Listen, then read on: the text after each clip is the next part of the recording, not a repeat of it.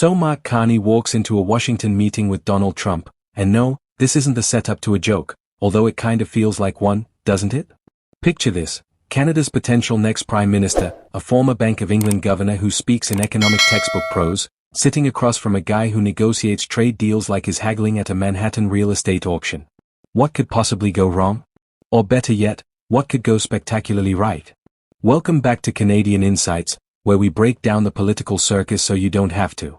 And today, we're diving into Brian Lilley's take on what might be the most important diplomatic speed date of the year. Because when Carney meets Trump, it's not just handshakes and pleasantries. This is about trade, about leverage, and about whether Canada can walk away from this conversation with something better than a participation trophy. Now, here's the thing about Mark Carney. The man has credentials that could fill a LinkedIn page for days. He's run central banks on 2 continents, he's advised governments, and he speaks the language of international finance fluently. But here's the million-dollar question, can he speak Trump? Because let's be real, negotiating with Donald Trump isn't like negotiating with your typical world leader. This isn't a G7 summit where everyone reads from prepared statements and smiles for the cameras. Trump operates on instinct, on deals, on making sure he comes out looking like the winner, even if everyone actually wins. It's performance art meets policy, and you need to know which stage you're on. Brian Lilley, never one to mince words, has some pointed advice for Carney heading into this meeting. And honestly, it's the kind of straight talk Canada probably needs right now. Lilley's basically saying, look, if you're going to sit down with Trump, don't show up with the same old talking points we've been recycling since the original NAFTA negotiations. Don't lecture him about multilateralism or the rules-based international order. Trump doesn't care about the rules-based international order. He cares about whether American workers are getting a fair shake, whether the deal makes him look good, and whether he can tell his base he won. So what's the play here? Lilley suggests Carney needs to come prepared with actual opportunities, real concrete proposals that benefit both countries.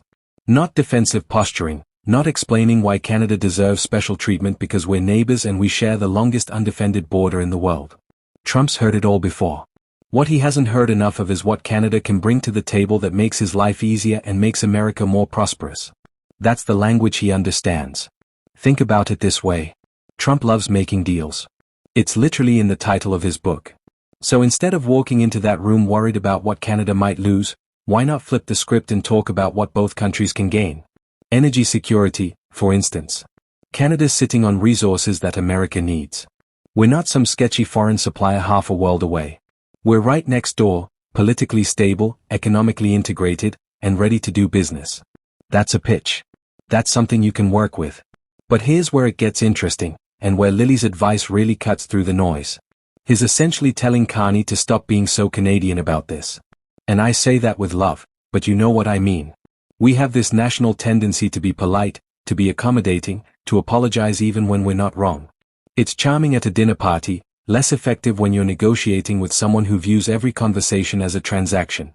Trump respects strength. He respects people who know what they want and aren't afraid to ask for it. So if Carney walks in there acting like Canada's just grateful to be invited to the table, we've already lost. Now, let's talk about timing, because timing is everything in politics. Trump's back in the White House, and he's coming in with an agenda. Tariffs, trade rebalancing, America first, round 2. Canada can either wait around to see what gets thrown at us, or we can be proactive. We can shape the conversation instead of just reacting to it. And that's what this meeting represents, a chance to get ahead of the narrative, to plant seeds for deals that benefit Canadian workers, Canadian industries, and Canadian families before Trump's team starts drawing up lists of which countries are getting hit with new trade measures. Lilley's point is simple but crucial. This isn't about charm. This isn't about reminding Trump that we're friends. Friendship is great, but in international trade, friendship gets you to the table. Results keep you there. Carney needs to come armed with proposals that are so mutually beneficial, so economically sensible, that Trump would look foolish not to take them seriously. Critical minerals, energy exports, supply chain integration, defense industrial cooperation. These aren't just buzzwords. They're opportunities. They're leverage. And let's be honest, Mark Carney's got some work to do on the perception front too. A lot of Canadians still see him as the establishment guy, the globalist banker, the person who's more comfortable at Davos than at a diner in Thunder Bay. If he wants to be Prime Minister, if he wants to lead this country, then proving he can go toe-to-toe with Trump and come away with wins for Canada would be a pretty solid audition. It would show he's not just an academic or a theorist. He's a deal maker too. But here's the risk. If Carney walks into that meeting and plays it safe, if he sticks to diplomatic niceties and generic commitments to cooperation, then he'll have wasted a golden opportunity. Trump's not going to remember polite. He's going to remember whoever brought him something he could use. And if Canada doesn't bring it, you can bet Mexico will. You can bet other countries will. We're not the only ones trying to get on Trump's good side. So what does Carney need to walk out of that room with? Ideally, the framework for expanded trade in specific sectors. Ideally, some assurance that Canada's not going to get blindsided by blanket tariffs. Ideally, a relationship where Trump sees Canada as a partner that makes his job easier, not a problem he has to manage. And yeah, that's a tall order. But that's also exactly why this meeting matters. Because in the world of Trump diplomacy, you're either solving his problems or you're becoming one. Lilley's advice boils down to this: be bold, be specific, and for the love of all that's hockey-related, be strategic. Don't go in there hoping Trump will just be nice to Canada because we're Canada. Go in there giving him reasons to choose Canada, to invest in Canada, to partner with Canada. Make it about his wins, and our wins will follow. So there you have it. Mark Carney's got a date with destiny, or at least with Donald Trump's calendar. Whether he takes Brian Lilley's advice or charts his own course, one thing's for sure: this meeting could set the tone for Canada-US relations for years to come.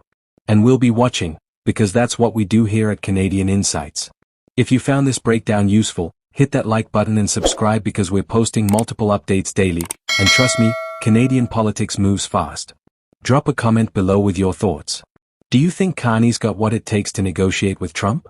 Or are we about to watch a masterclass in how not to close a deal? Let's discuss.